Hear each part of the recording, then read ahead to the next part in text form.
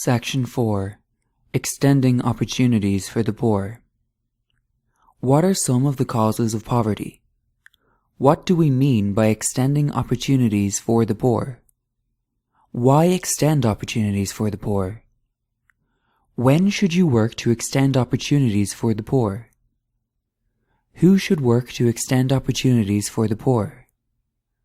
How do you extend opportunities for the poor? Raymond has been in and out of jail since he was 13. Jessie had, for years, had to choose at the end of the month before the welfare check came in between buying milk for her kids and paying all of her rent. The milk always won. Maureen had lived on the street and had been an alcoholic for 17 years. Felix had worked at menial jobs for less than minimum wage since he had sneaked across the border on his way from Guatemala to the Promised Land when he was 15. As the four stood in their graduation robes, they had three things in common. They were all poor. They all had tears running down their faces. And they all felt that they could turn their lives around. Raymond, Jessie, Maureen and Felix were graduating from a comprehensive program designed to help participants overcome the barriers that kept them in poverty. They had learned how to fill out job applications, how to present themselves and interview for a job, and how to get along with co-workers, even difficult ones. Maureen and Jessie had earned GEDs. Raymond had already gotten his during his third stint in jail, and Felix had become fluent in English. They all had learned to budget more carefully. Jessie had been paying her rent regularly, as well as keeping her kids nourished. And three were registered to vote. Felix was preparing for citizenship. Just as important, they and their fellow participants had formed a bond. They spent time together, knew each other's families, cooked for one another, and shared childcare. Raymond had already found a job with Maureen's uncle, who owned a plumbing supply business. Jessie's older daughter, who seemed to have a knack for drawing, had been accepted into an arts-focused charter school that Jessie had learned about from another participant. Felix had become good friends with one of the program volunteers, who was helping him think through how he wanted to continue his education. For some people, the solution to poverty is simply a decent job. All they need, perhaps, is some help finding employment, and they're on their way to a better life. For others, it takes training and support, leading to the belief that they can control much of what happens in their lives. And for all, it helps to be connected to a network of other people. The wider the network, the greater the opportunities it offers. This section is about how to provide opportunities for the poor to extricate themselves from poverty and the ills that often accompany it. Uncomfortable and unsafe living conditions, crime, constant stress, preventable medical problems, family difficulties, depression, and isolation. The word poor has all but disappeared from our vocabulary, at least in the US. In many quarters, it has come to be viewed as insulting and has been replaced by low income or disadvantaged. As we explain below, people are poor or become poor for a variety of reasons, and they experience poverty in a number of different ways.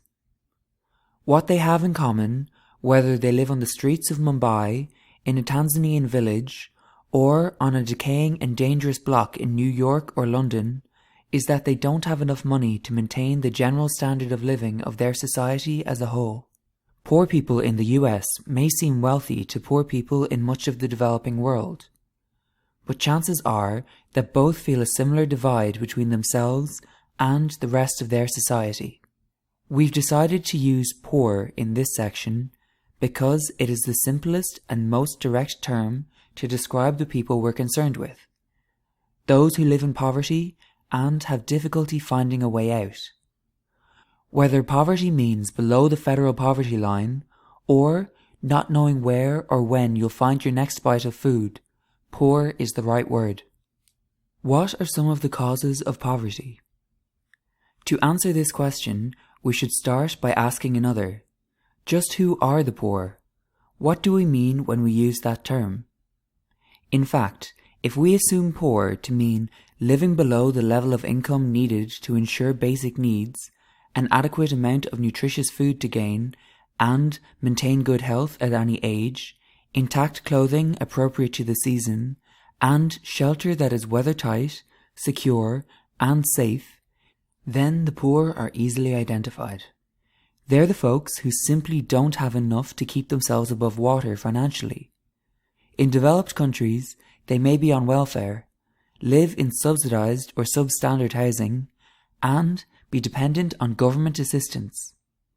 In the developing world, they're often on the edge of starvation, have high rates of infant mortality and preventable disease, malaria for example, may be homeless, and are usually the first to suffer when disaster strikes or times are bad. A percentage of the poor in the developed world can be described in similar terms. In the US, the poor can fall into any of several categories, two of which really aren't relevant to the purpose of this section. One of these is what we might call the intentionally poor, who have chosen, for philosophical or lifestyle reasons, to function with very little money in exchange for living in a particular way. The other group might be called the temporary poor. These are people, often recently divorced women with children, who might have skills and credentials but have lost a job, a supporting spouse, or some other form of support. In most cases, they have the ability and the personal network to find jobs, further education, or other ways to solve what are usually temporary financial problems. These folks may need support, since they're adjusting to a whole new way of living, but that support is usually temporary and either minimal or leading to a further education. The author was familiar several years ago with a program for displaced housewives, women who were newly divorced or widowed and hadn't worked recently.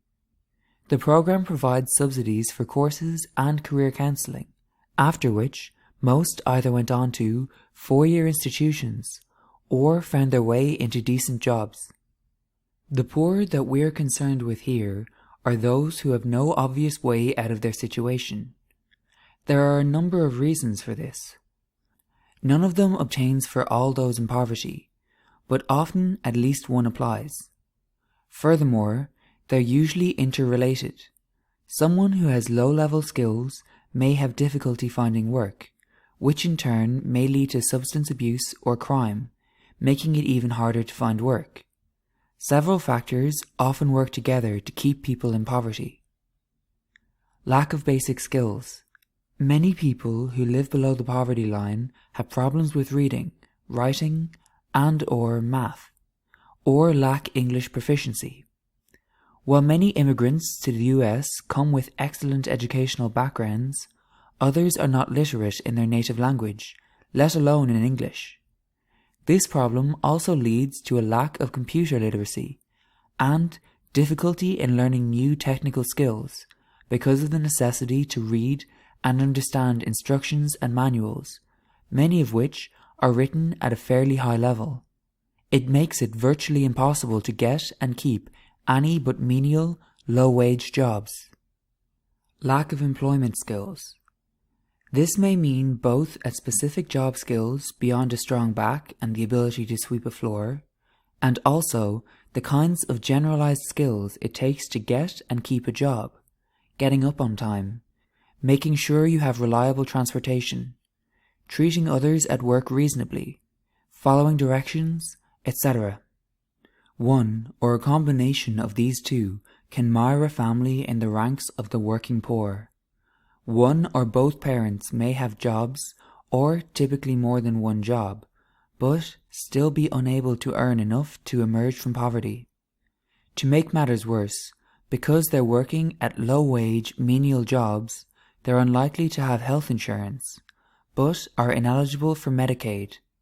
As a result, they can be working more than 40 hours a week and still be only a medical emergency away from hunger or eviction. At the current federal minimum wage in the US, a year's pay for a full-time job is under $11,000 a year. The federal poverty level for a family of 4, which is in itself probably a gross underestimate of what is really needed to provide adequately for basic needs, is just over $19,000. The median family income in the US is currently, 2005 to 6, about $44,400. About 7.5% of US working families live below the official poverty line, and a total of 27.4% live below twice the poverty line, which is considered the definition of low income. Severe physical or intellectual disabilities.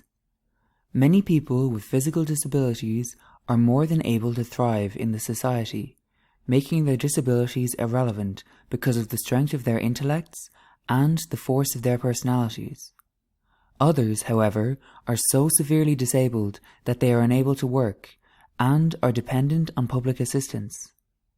Those with intellectual difficulties, adults who function at the level of young children, for instance, are often generally dependent on parents or on public assistance. For those who are placed in care and group homes, the quality of life can be high. For those who have no such support and no outside resources, life can be grim. Alcohol or drug dependency. The relationship here is not necessarily that poverty leads to addiction, but rather that addiction leads to poverty. There is probably little question that poor neighborhoods provide more opportunity to use drugs and alcohol early and often. But there is also little question that the purchase of drugs and alcohol drains resources, and that being drug or alcohol dependent makes it unlikely that someone will regularly show up to a job that pays reasonably well, or will maintain relationships and stay out of trouble. There are obviously exceptions to this generalization, but that doesn't mean that it's not accurate in most cases. To further complicate matters, substance abusers tend to lose their moral compass. To feed their addiction, most will do whatever they can to get the drug they need, and their behavior when they're drunk or high may be offensive or violent. The result is that whatever networks they might have had usually break down fairly quickly. Family and friends will only put up with so much before they withdraw support. Substance abusers often become homeless for just this reason. They no longer have any clean and sober connections that will give them a place to sleep. A subset of this group is that formed by runaway and emancipated homeless adolescents who live on the street. If an adolescent is emancipated, it generally means his parents have thrown him out and told him never to come back. This happens to kids as young as 14 or 15, many of whom have no place to go. They form groups for protection and almost always become drug users, often sell their bodies in order to eat, and are among the hardest of the homeless to contact and serve because they've learned that it's unsafe to trust anyone. Mental health issues. When you think of the mentally ill poor, you may picture a homeless person who walks down the street talking to herself, or fighting imaginary attackers. Those people certainly exist, in fairly large numbers in some cities, but they aren't the only ones affected by mental health problems. Many are invisible. They act normally, but are unable to function because of depression, mood swing disorders, or the results of traumatic experiences. They may have the skills and/or education to lead a very different life, but they're unable to do so. An example is the war veteran with post-traumatic stress disorder, PTSD, who sees a threat behind every lamppost. Less familiar, but just as powerful, is PTSD caused by domestic violence or the childhood experience of physical or sexual abuse.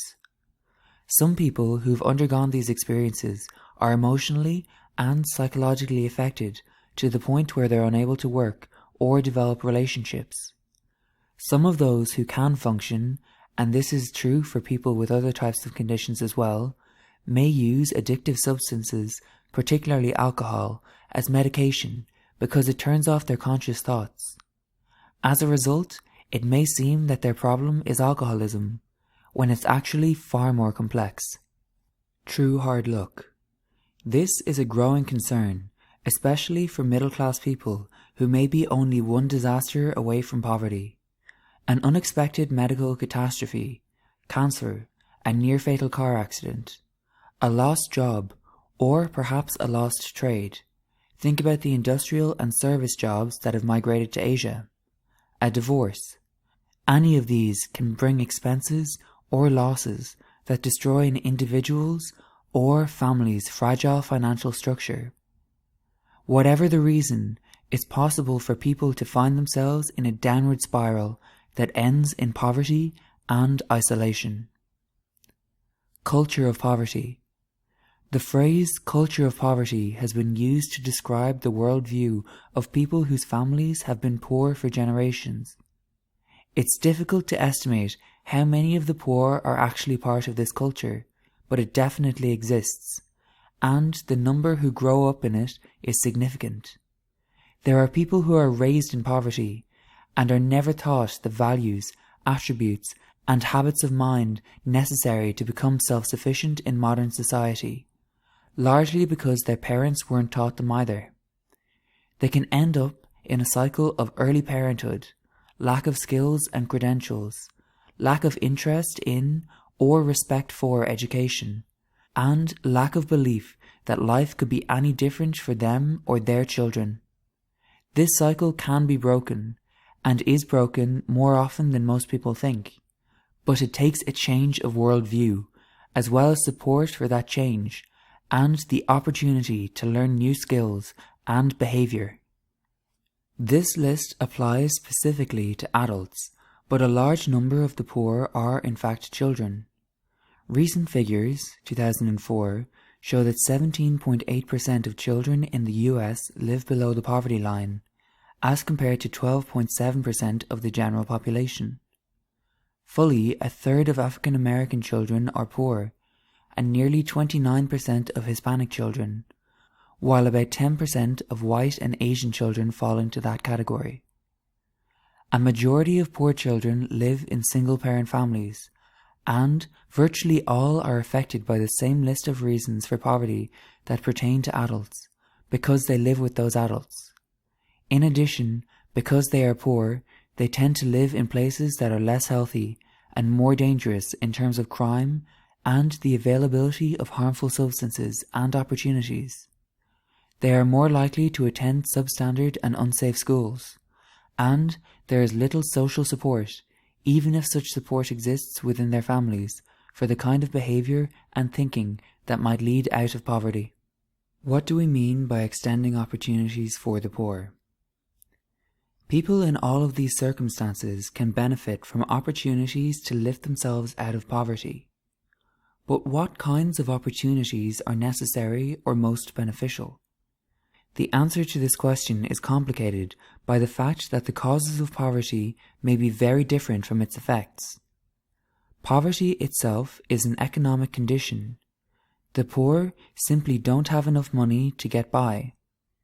The reasons for that, however, as we've been discussing, may have to do with their worldview, their psychology, their backgrounds, or with circumstances beyond their control.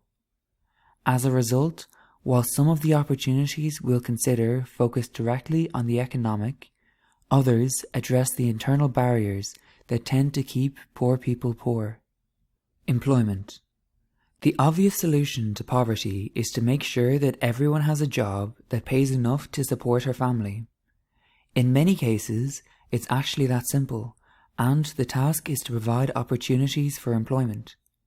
In other cases, however, as implied above, people simply aren't ready for the kind of job they need. They may lack the skills to perform it, or they may lack the skills to hold any job reliably. If so, they need the opportunity to gain those skills. Equally important, they should have the opportunity to look at work life as a long-term process, and to try to plan for a career. Thus, depending on the individual's needs, the opportunities here might include actual employment, employment training, or retraining, learning a trade or specific job-related skills, job skills training, learning how to get and keep a job, and career planning. Education. There are really 3 ways education can act as an opportunity for the poor. The first is to counter a lack of basic skills or majority language ability. The second is to prepare people for white-collar or professional jobs through post-secondary education. The third, and perhaps most important, is the educational opportunity that can be offered to children through the improvement of public schools in low-income neighbourhoods and the offer of educational alternatives. Life skills. Managing money, keeping healthy, and participating in the community are only some of the areas that many poor people have difficulty with. Helping them learn these and other skills that will improve their lives can contribute greatly to their self-sufficiency. Survival. Creating opportunities for the poor to improve their situations is all fine and good, but their basic survival needs still must be met while they gain skills and seek employment. Addressing hunger through food banks, food stamps, and other programs, providing shelters, food, and other survival services to the homeless, and establishing programs where people can find decent used clothing, furniture for a recently acquired apartment, protection from domestic abuse, free health services, childcare, referrals to other services, and relief from isolation are all necessary, even or especially while people are taking advantage of other opportunities to change their lives. Poverty is a relative concept. People see themselves and the society sees them as poor in relation to those in the society who are well off. In developed countries, that usually means the difference between being able to provide only for basic needs and being able to afford at least a few luxuries. Poor neighbourhoods are often dangerous and unhealthy, but statistics say that most of their residents have jobs and own cars and TV sets. In most cases, only those who are at rock bottom, homeless, jobless, and without prospects are in danger of dying from poverty itself. In developing countries, the poor may be a majority of the society, and their lives may be threatened daily by hunger, the elements, illness, violence, or environmental poisoning.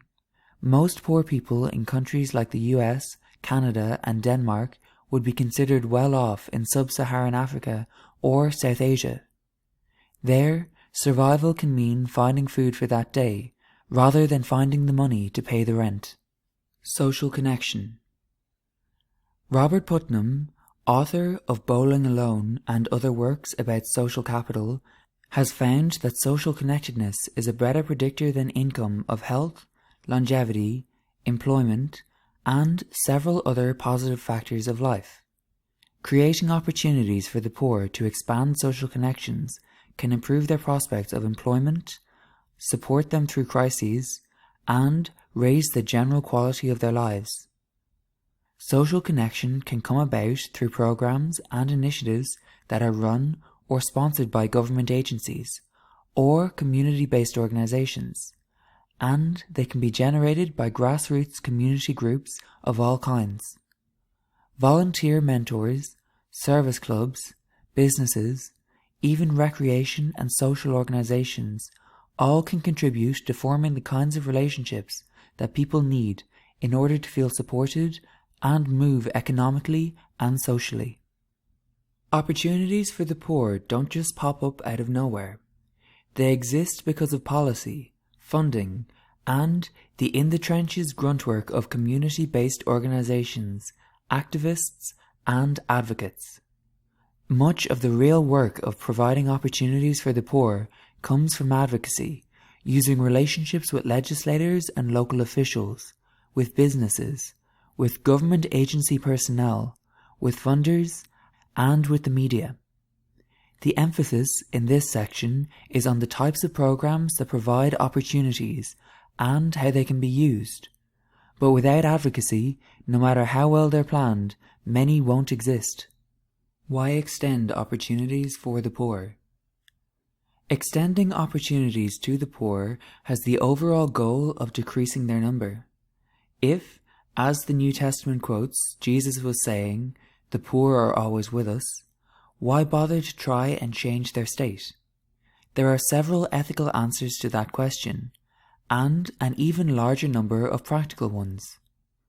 Some of the ethical answers are that any civilized society worthy of the name has an obligation to its poorest members to help them improve their condition, that the ranks of the poor in the developed countries are constantly changing. Many people don't spend their whole lives in poverty, and the more opportunities they have, the fewer their poverty-stricken years will be, and that virtually every major religion and philosophical framework advocates helping the poor. The practical reasons are even more convincing. Among them, decreasing poverty adds to the workforce. More people in the workforce means more possibilities for new businesses, as well as an increase in talent that may lead to greater productivity. Fewer poor people reduces the tax burden on everyone. Every poor person who becomes a tax-paying worker reduces taxes twice over. She is now paying taxes into the system, and the system is no longer using taxes to support her. Reducing poverty decreases medical costs.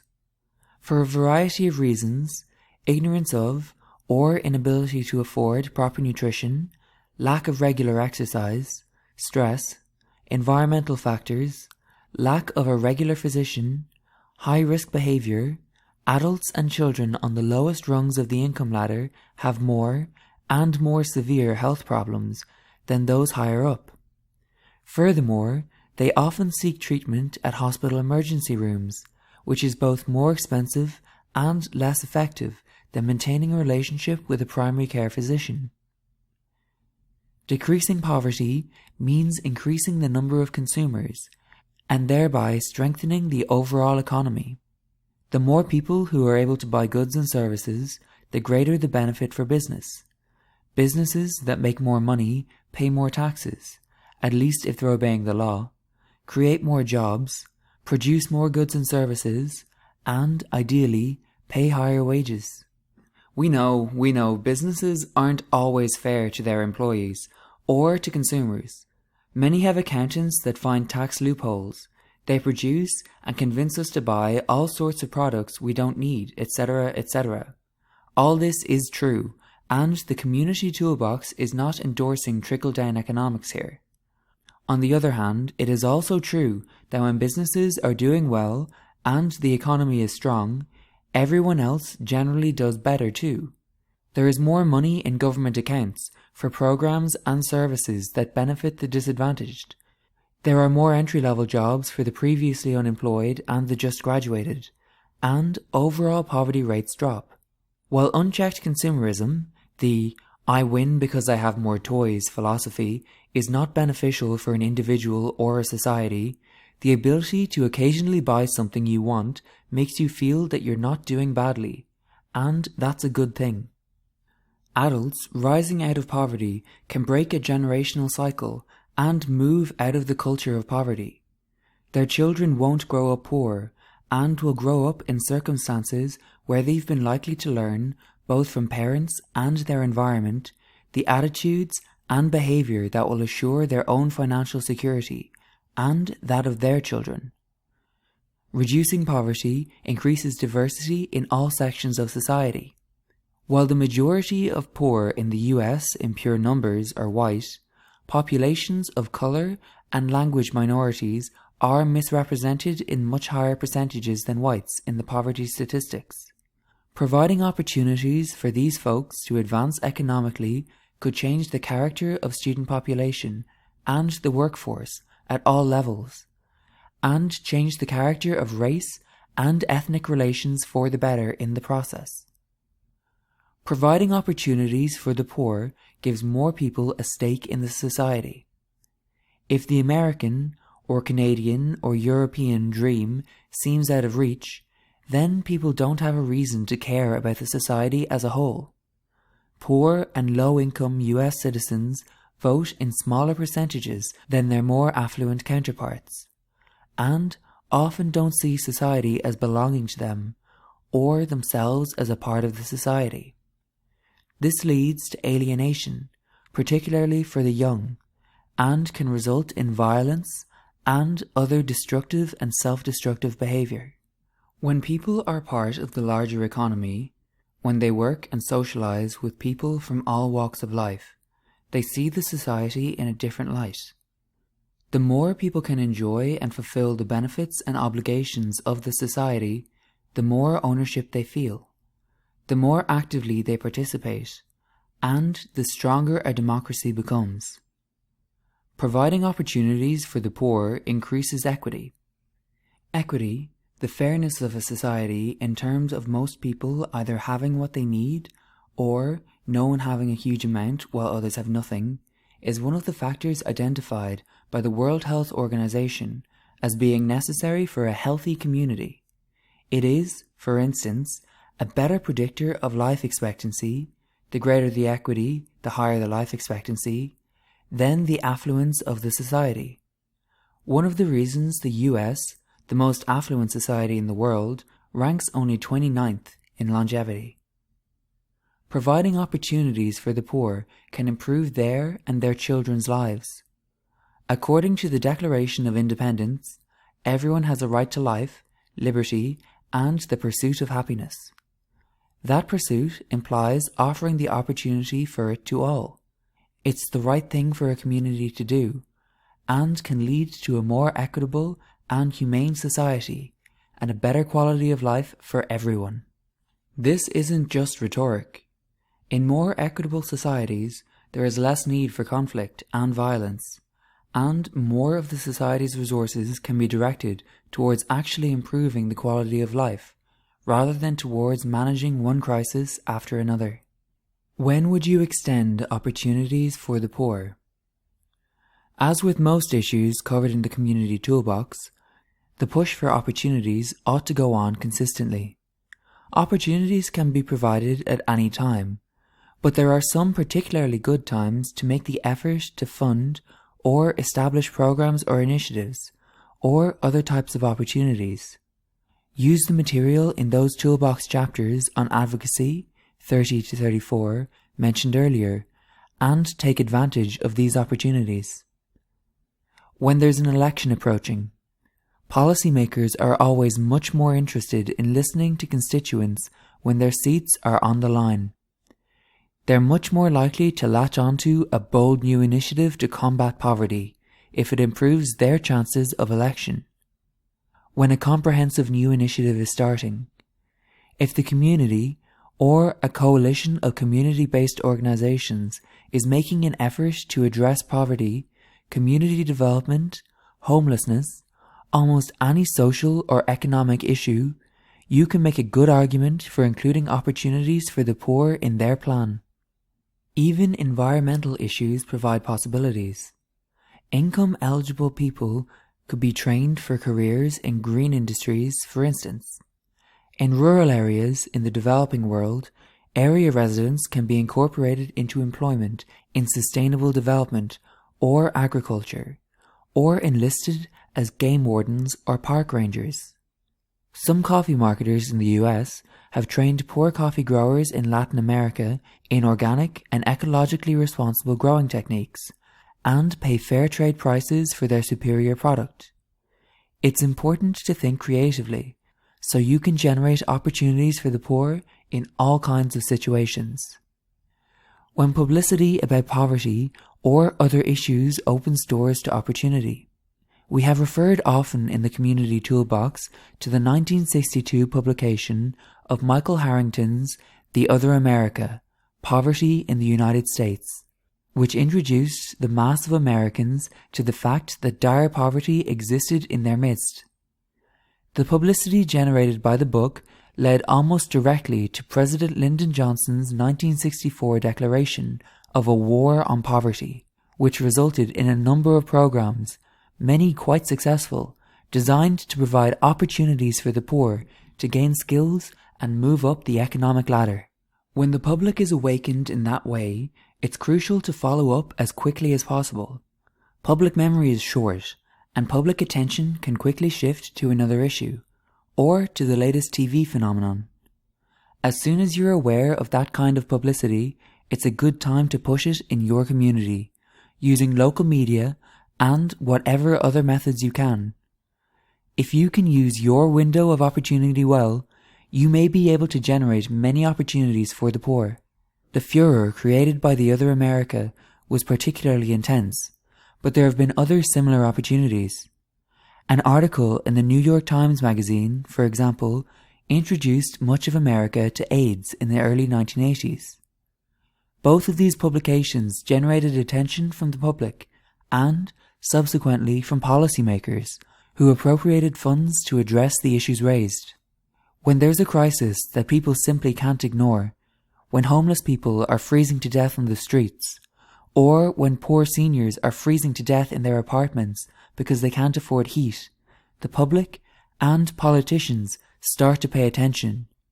The same is true when street violence reaches battlefield proportions, or when teachers start noticing symptoms of malnutrition among their students.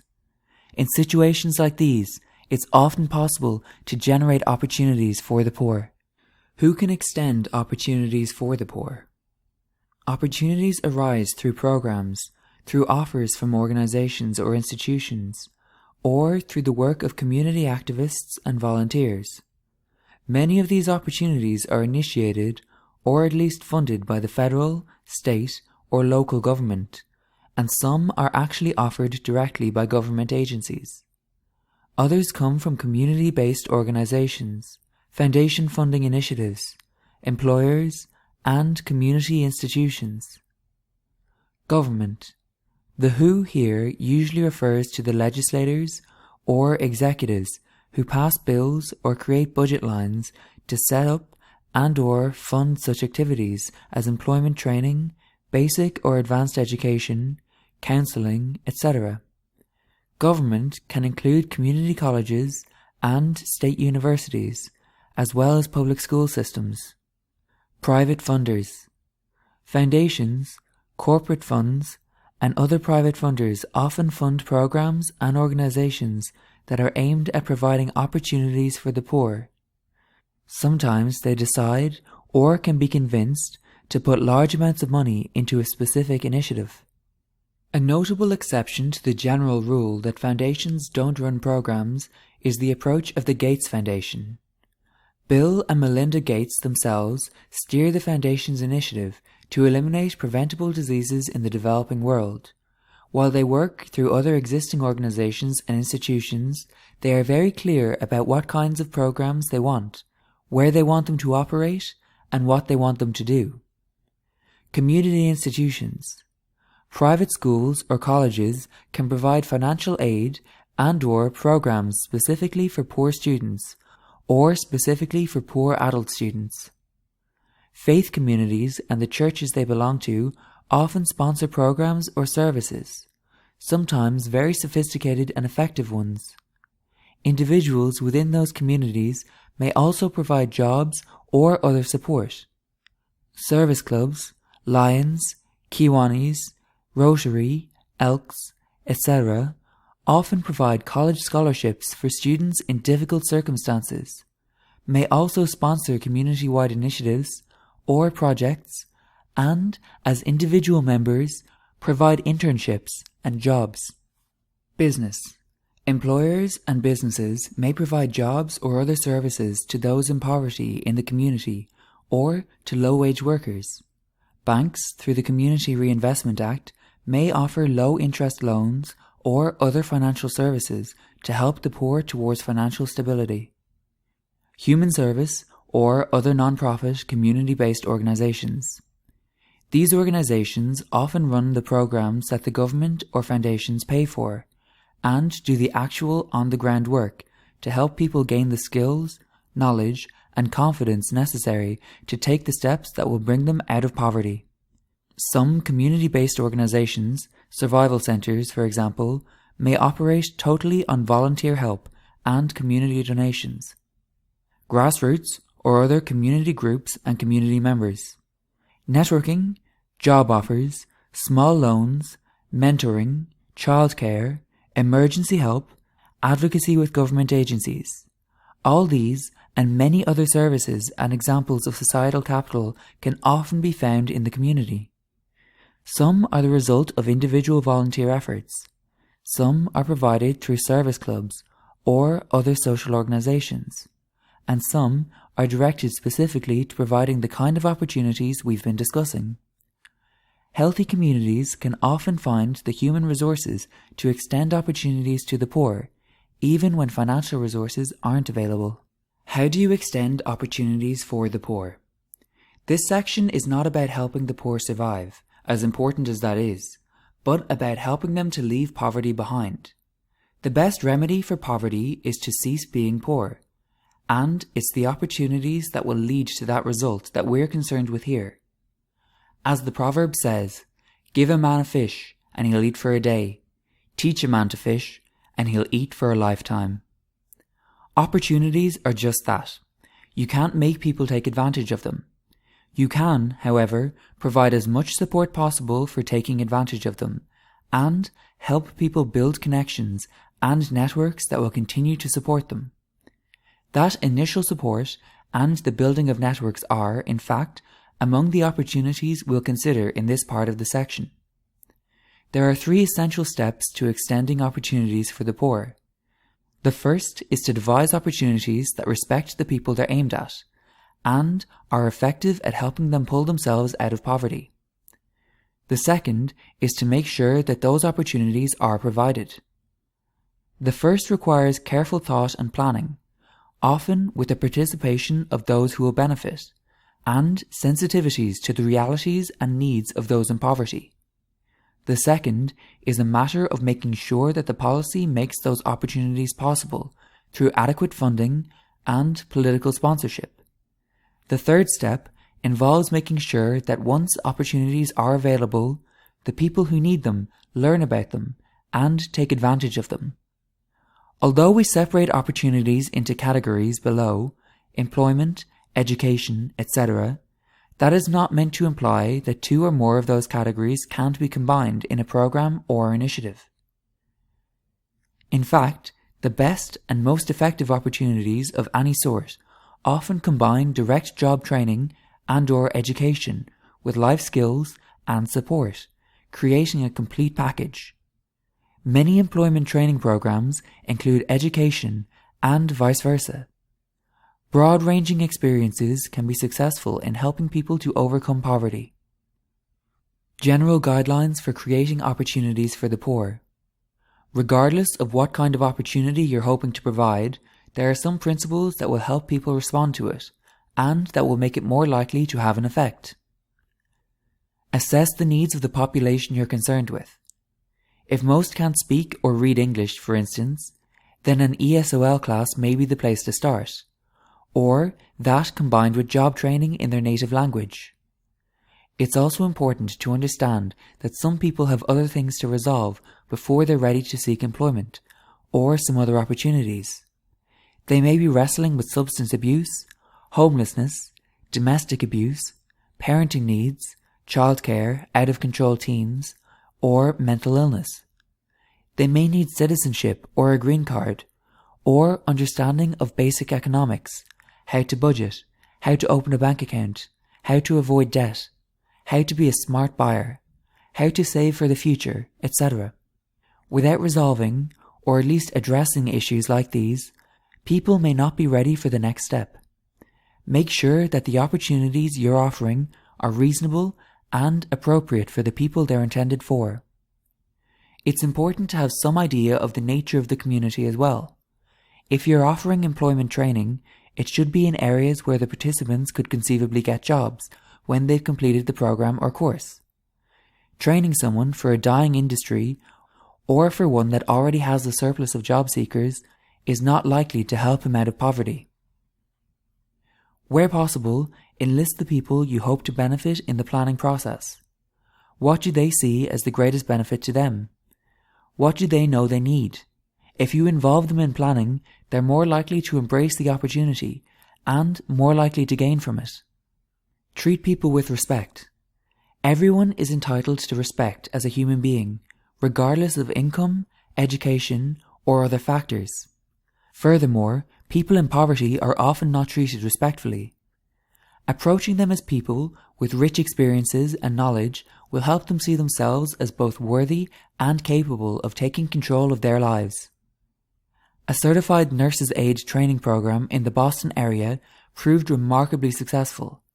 It had an attendance rate of nearly 100% and a graduation rate to match, with most graduates finding employment almost immediately. The difference between this and many other such programs is that the women, and they were all women, on welfare who participated were treated as professionals, with high expectations from their attendance, behaviour, and work habits. They were addressed not by their first names, but as Mrs. Blank, and told from the beginning that their work could mean life or death for a patient. The result was that they responded as professionals, both in class and out. Devise opportunities that set clear and reachable goals where participants can see and experience the changes they've made. The more progress people can see, the better they feel about themselves, and the more clearly they believe they can change their circumstances. Provide the emotional and psychological support necessary for people to change their way of thinking about the world and their place in it. One of the greatest barriers that many people in poverty face is the inability to imagine that their lives could be any different. They don't see themselves as capable of taking action, but only being acted upon. If they can start to believe that they can have an effect on their lives, they are much more apt to take steps towards change. Provide the daily survival support necessary for people to make the transition to the next step. One of the main reasons for the failure of many welfare to work and other similar programs is that the state subsidized logistical and physical support that people need in order to keep working, childcare, transportation, medical insurance, rent subsidies, is cut off as soon as a participant gets a job. If a child gets sick, a ride to work is unreliable, or a trustworthy childcare is too expensive, joblessness may be the result all too soon. Supports should remain in place until alternatives are found, or until a participant reaches a wage level that should allow self-sufficiency. By the same token, lack of these supports may be one reason that many working families remain mired in poverty as well. They may sacrifice a potential income so that a spouse can stay home with children, or may be financially devastated by a medical calamity for which they're uninsured. Low-wage jobs often come with no medical benefits. Leave people enough time to make the change.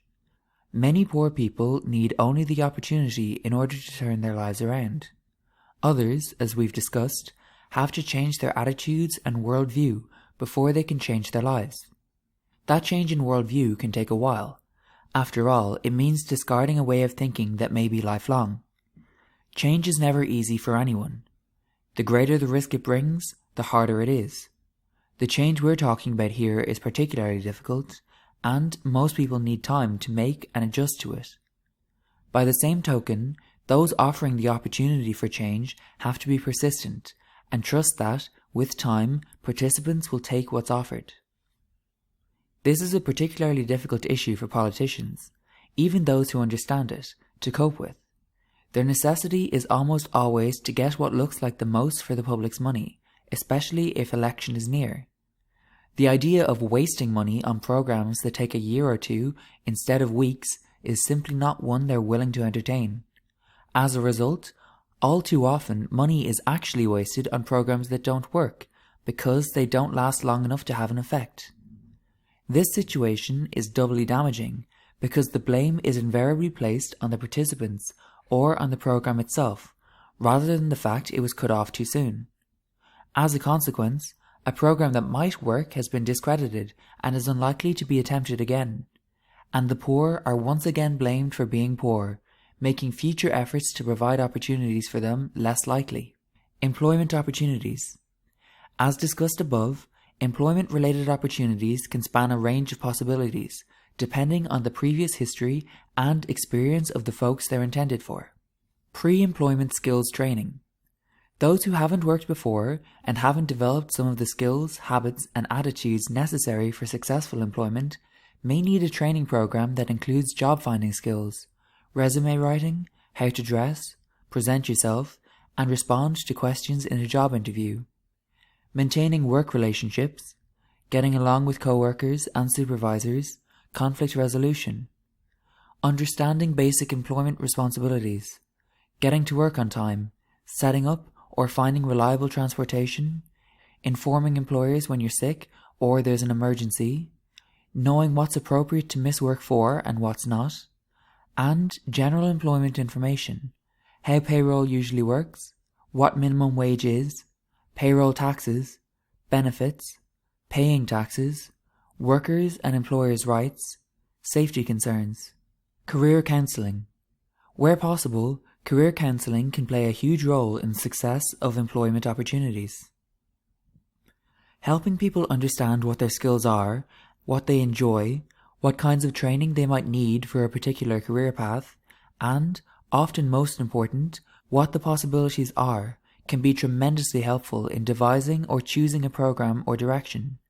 Employment opportunities can have the result of marooning people in jobs that are not far above poverty level. If people approach employment from the perspective of a lifelong career, rather than a job at a time, they are more likely to find jobs that they'll stay with, more likely to go on for more training or education, and more likely to continue to move up the employment ladder. Employment training. Those who have a job history or a good understanding of the world of work but have no skills are more likely to benefit from training for an actual job. This may mean specific job training in a trade or career field, auto mechanics, certified nurse's aid training, typing or word processing, or training in transferable skills such as computer literacy, business management, or tool use. Sheltered workshops. Employment in a protected environment for people with severe disabilities or developmental problems can help them feel valued as productive members of society and provide them with cash for personal needs. Actual employment. People who are ready for employment can benefit both from government-run or funded programs that can help them find jobs, state employment agencies, job banks, job development, etc., or from employers who commit to hiring a certain number of people struggling with poverty, often welfare recipients or the formerly incarcerated, who may offer on-the-job training as well. Other possibilities include internships, work with human service, and other non-profit organizations, and help, loans, technical support, business courses, with self-employment or starting small businesses. For high-functioning retarded adults or people with mental health issues, many businesses provide jobs with built-in mentoring and/or counseling. The employers understand the kinds of problems that these employees may have and try to strike a balance between providing support and demanding that the employees meet job expectations. In many cases, these jobs mean the difference between the self-respect of being a productive member of society and being treated and feeling like a throwaway. Social entrepreneurship and microcredit.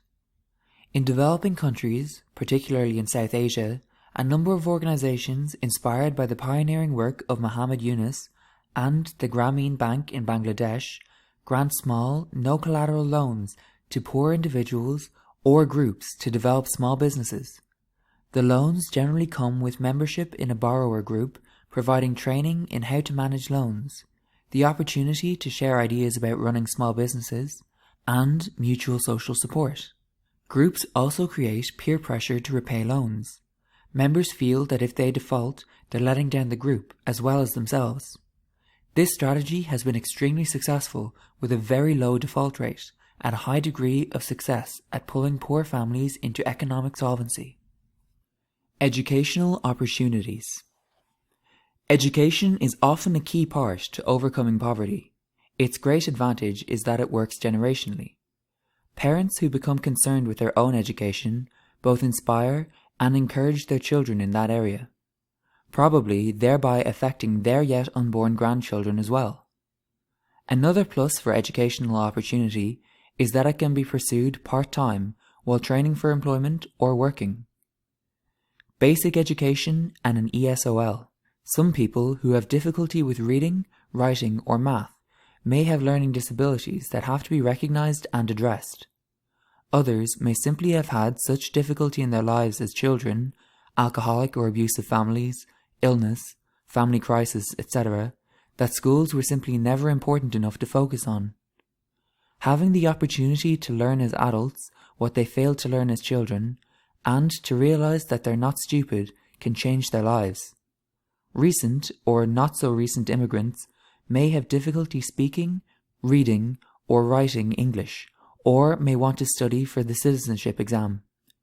Basic education, or ESOL, may also take place in a workplace context, either run and funded by the employer, or with the employer providing space and release time for employee students, and funding provided from public sources.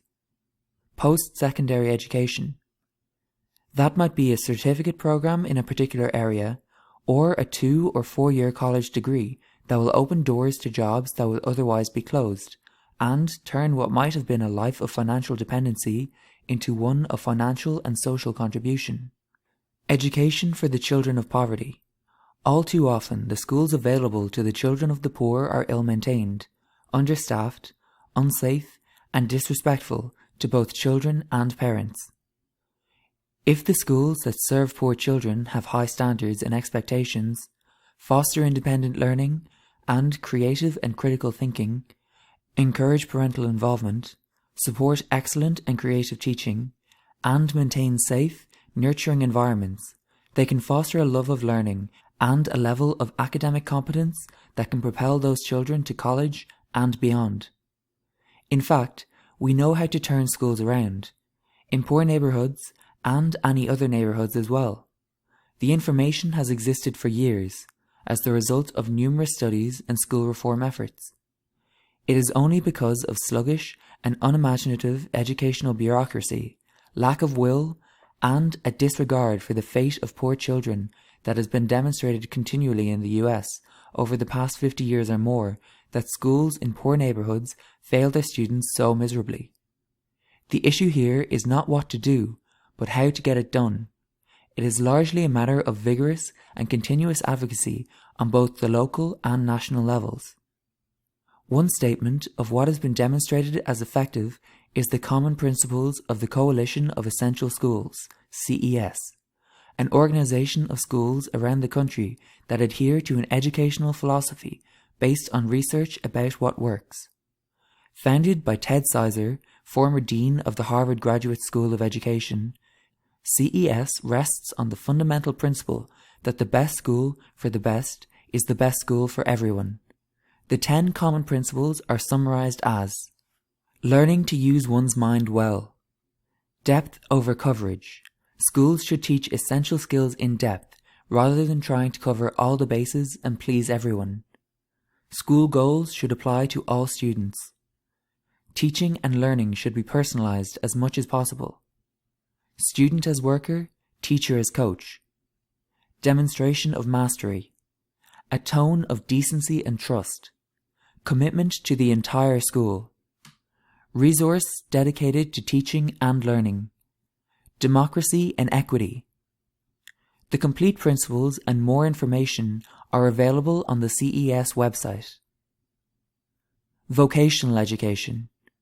This branch of public education provides education for adolescents that points them towards specific careers in skilled trades and crafts, as well as some professions, carpentry and cabinet making, auto mechanics, computer technology, culinary arts, etc.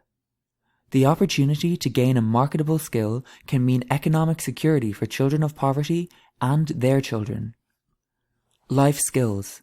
These are the basic skills that help people keep their head above water, financially, socially, and psychologically.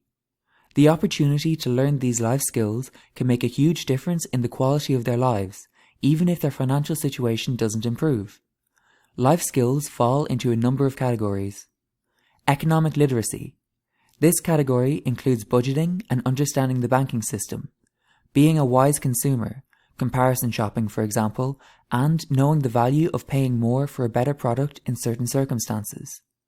Avoiding unreasonable debt, e.g. not using credit cards as if they didn't represent money, and analysing the difference between necessities and luxuries.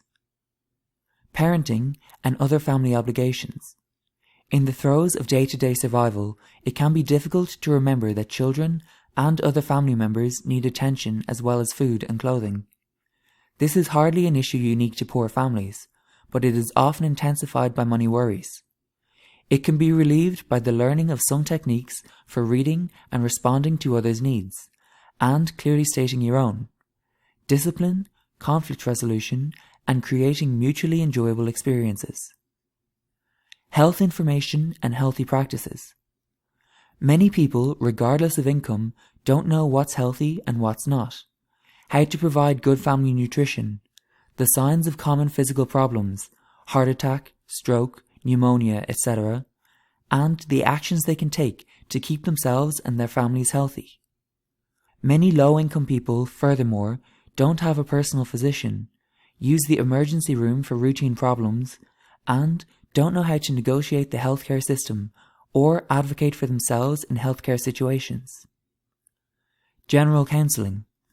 Having personal, family, employment, and other counselling available can greatly improve the chances that people will take advantage of and successfully use other opportunities you're providing. Counsellors, particularly in group situations, can help participants overcome years of feeling powerless and can also stimulate critical thinking at a critical time. Civic participation. People who grow up middle or upper class generally have experience participating in meetings, attending public forums, and contributing to the governance of organizations, clubs, schools, or church groups or other bodies. People who grow up poor often don't have those experiences and are convinced that their opinions and their votes don't matter. Civic participation is for people in other circumstances. Learning about how government works, taking part in planning sessions, and other meetings and meeting policymakers can change both this attitude and their ability to make a difference. It may sound disrespectful to characterize poor people as having problems with life skills. After all, they wrestle daily with difficulties and problems that might overwhelm many who are more affluent and successful. The fact remains, however, that many people aren't poor only because they have no money. There may be many reasons why they don't understand the money system as well. For instance, some internal, some having to do with how they were raised, and many residing in the society itself. But it is still true that lack of understanding is a contributing factor to their poverty, and that it can be addressed. The same is true for other life skills. Several years ago, Sandra Stein of the National Institute for Literacy published Equipped for the Future, the results of a national survey of thousands of adult literacy learners. Asked why they wanted to learn to read and write better, they almost universally focused on 3 goals: improving their employment prospects and situations, becoming better parents and family members, and participating in their communities. These folks, the vast majority of them low income, clearly saw life skills as keys to a better future. Economic literacy. This category includes budgeting and understanding the banking system, being a wise consumer, comparison shopping for example, and knowing the value of paying more for a better product in certain circumstances. Avoiding unreasonable debt, e.g. not using credit cards as if they didn't represent money, and analysing the difference between necessities and luxuries. Parenting and other family obligations. In the throes of day-to-day survival, it can be difficult to remember that children and other family members need attention as well as food and clothing. This is hardly an issue unique to poor families, but it is often intensified by money worries. It can be relieved by the learning of some techniques for reading and responding to others' needs, and clearly stating your own. Discipline, conflict, resolution, and creating mutually enjoyable experiences. Health information and healthy practices. Many people, regardless of income, don't know what's healthy and what's not, how to provide good family nutrition, the signs of common physical problems, heart attack, stroke, pneumonia, etc., and the actions they can take to keep themselves and their families healthy. Many low-income people, furthermore, don't have a personal physician, use the emergency room for routine problems, and don't know how to negotiate the healthcare system or advocate for themselves in healthcare situations. General counselling. Having personal, family, employment, and other counselling available can greatly improve the chances that people will take advantage of and successfully use the other opportunities you're providing. Counsellors, particularly in group situations, can help participants overcome years of feeling powerless and can also stimulate critical thinking at a critical time. Civil partnership.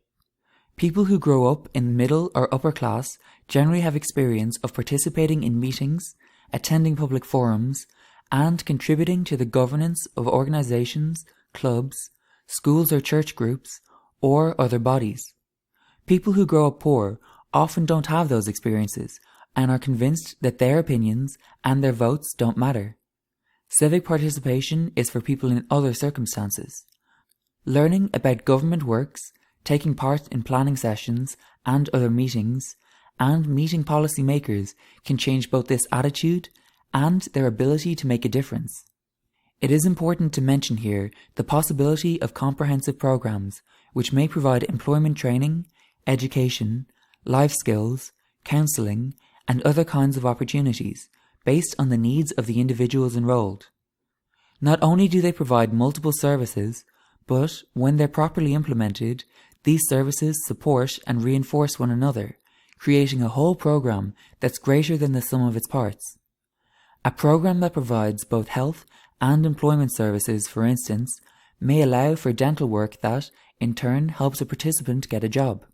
The program described in the introduction of this session addresses several different kinds of needs, including substance abuse treatment.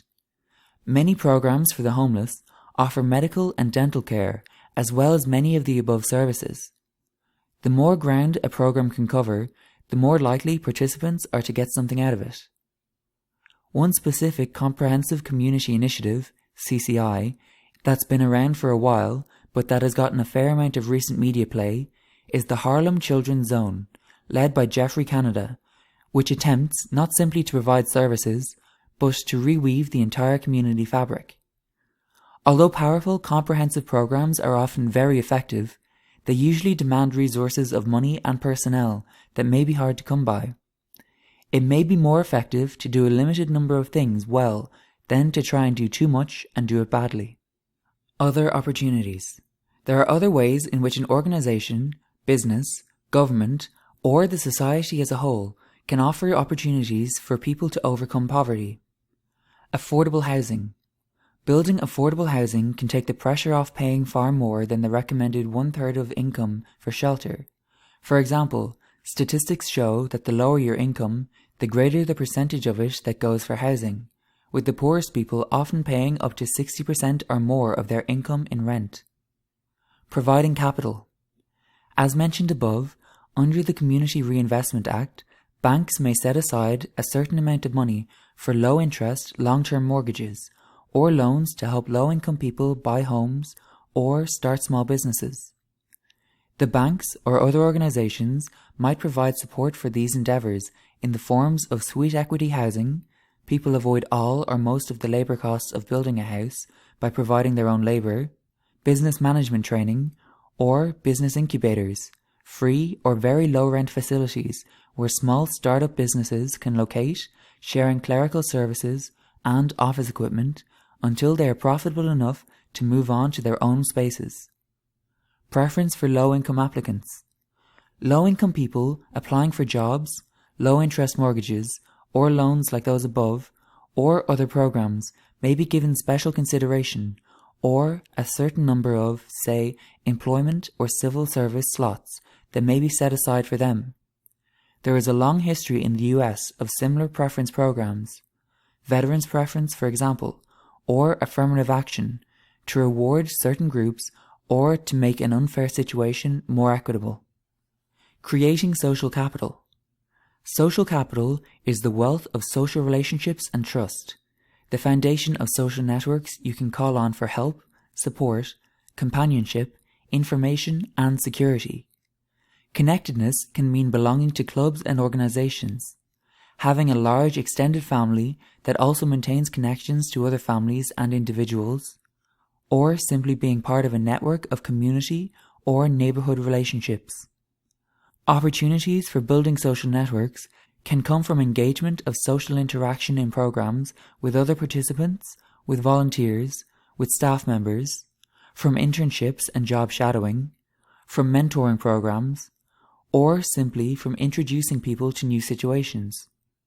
Inviting business people, legislators, and others into classes and training groups to meet and talk to participants about what they do and can offer can also provide networking opportunities. The more sections and individuals you can introduce people to, the better. Becoming involved in community life, see civic participation above, will invariably lead to becoming acquainted with other people, neighbours, community leaders, and others with good community connections, who can in turn be helpful in providing or suggesting new economic opportunities. These types of contacts are often incidental and unplanned, but they can be powerful and significant nonetheless. Furthermore, becoming socially connected in one's community, either through civic participation or in other ways, increases the likelihood of obtaining social support in general. This support is tremendously important in helping someone whose esteem or skills or track record or all of the above may be shaky. Support from neighbours, friends and acquaintances, other community members, even in small and apparently inconsequential ways, can be crucial in keeping struggling folks on course. Make sure people know about the opportunities available. In order to make sure that people take advantage of the opportunities that exist, they have to know about them and to understand why they might be beneficial. Many of the opportunities we've discussed involve some risk on participants' parts. They may feel that they can't learn basic or employment skills, and that entering an educational or training program just opens them up to more humiliation and failure. You have to find the communication channels that will reach the population you're aiming at, fine-tune your message to calm their fears, and, more often than not, pull people in one at a time with a personal approach. Once you reach critical mass, a certain number of participants who have been or feel they will be successful and who will vouch for the opportunity you're providing, people will come. Advocate, advocate, advocate. More often than not, the most important part of offering opportunity to the poor is changing policy to make it happen and or finding funding for it. There are 5 chapters of the Community Toolbox that focus on advocacy, chapters 30 to 34. Far too much material to rehash here.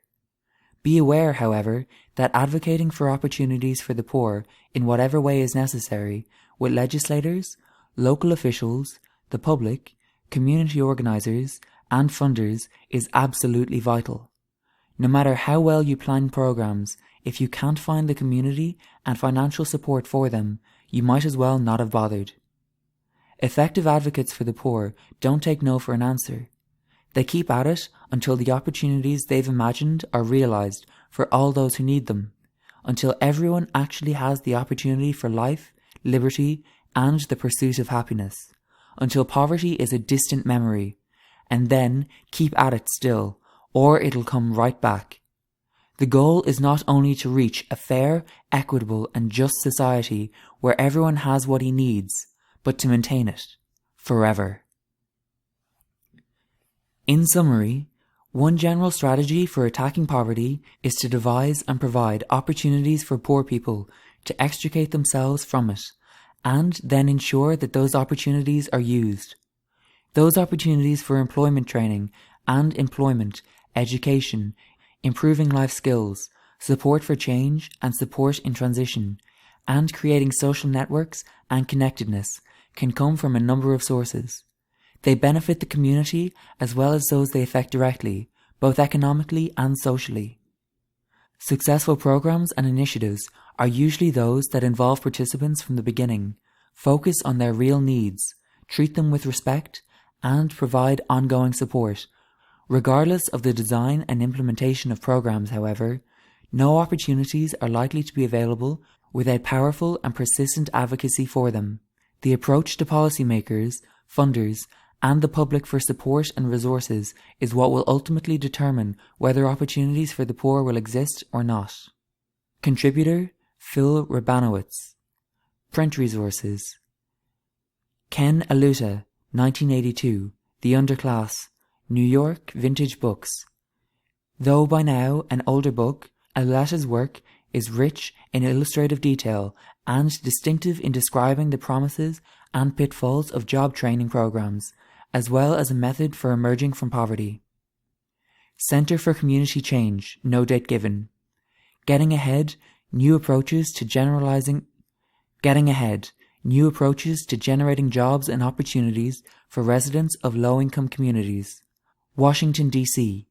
Author, a short how-to manual with many examples drawn from the work of this leading anti-poverty advocacy organization. Barbara Enrick, 2001, Nickel and Dimed, On Not Getting in America. New York, Henry Holt.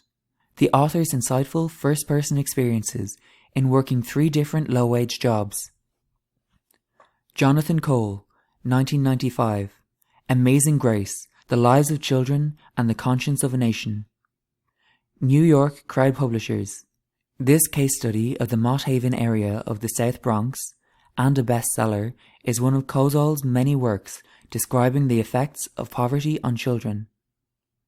Diana A. Mayer, Jennifer L. Blake, Henrique Kane, and Beth Williams Pryor, 2000. On the Ground with Comprehensive Community Initiatives, Columbia MD, The Enterprise Foundation. Many examples of such programs from across the country and how they work in practice. Elizabeth B. Shore, 1997. Common Purpose, Strengthening Families and Neighborhoods to Rebuild America. New York Doubleday. A comprehensive study by a leading scholar on the subject. David K. Shipler, 2004. The Working Poor, Invisible in America. New York, Conf. A detailed journalistic account of the working poor and of how their situation might be bettered. William Julius Wilson, 1996. When Work Disappears, The World of the New Urban Poor. New York, Conf. Wilson's by now classic exposition of the effects of the disappearance of industrial jobs from our central cities. Online resources. Brad Rourke, 2006. Thriving Communities, Working Together to Move from Poverty to Prosperity for All. Pomfret CT. Study Circles Resource Center. A new interactive guide specifically designed for groups to discuss and address this issue on a local community level. Downloadable from the publisher's website, along with many of that center's other publications. The Asian Development Bank, Addressing Poverty in Asia and the Pacific. ACORN, the Association of Community Organizations for Reform Now, originally Arkansas's Community Organizations for Reform Now. ACORN has worked on poverty eradication in various communities for several decades. The Ashoka Foundation, an international organization that funds microlenders and others engaged in poverty eradication in the developing world. The Center for Community Change, an organization that has fostered coalitions that, in turn, have been instrumental in establishing the Food Stamp Program, the Community Reinvestment Act, and the preservation of affordable housing. Some organizations that CCC has spawned that provide opportunities for the poor include the Coalition on Human Needs, the Workforce Alliance, which advocates for workforce development for the poor, the Rural Coalition, the National Committee for Response Philanthropy, which works with funders to educate and advocate about the kinds of initiatives that will actually help people overcome poverty, the Coalition of Essential Schools homepage, and the organization's Common Principles of Excellence in Education. The Gates Foundation, wealthiest in the US, focuses largely on global health issues, but this can indirectly have a strong poverty reduction impact in that healthier people are significantly more likely to engage in economic activity. The Grameen Bank, the brainchild of Muhammad Yunus, originator of microcredit, makes small loans as little as $10 to $25 to poor individuals and groups in Bangladesh. The website of the Harlem Children's Zone, a comprehensive community initiative intended to reduce poverty and also promote overall community development in of some of Harlem's poorest neighbourhoods. The Opportunity International Network, an Australia-based microcredit lender with training and mentoring for borrowers. The website of the Poverty and Race Action Council, whose self-described purpose is to link social science research to advocacy work in order to successfully address problems at that intersection of race and poverty. Solve Poverty, Australian for-profit originally affiliated with Opportunity International that trains poor Southeast Asian youth for jobs in the computer industry. The Boston Foundation. Among this foundation's many publications are a community-building curriculum designed in large part to train community leaders how to organize their neighborhoods to help reduce poverty and maximize community opportunity.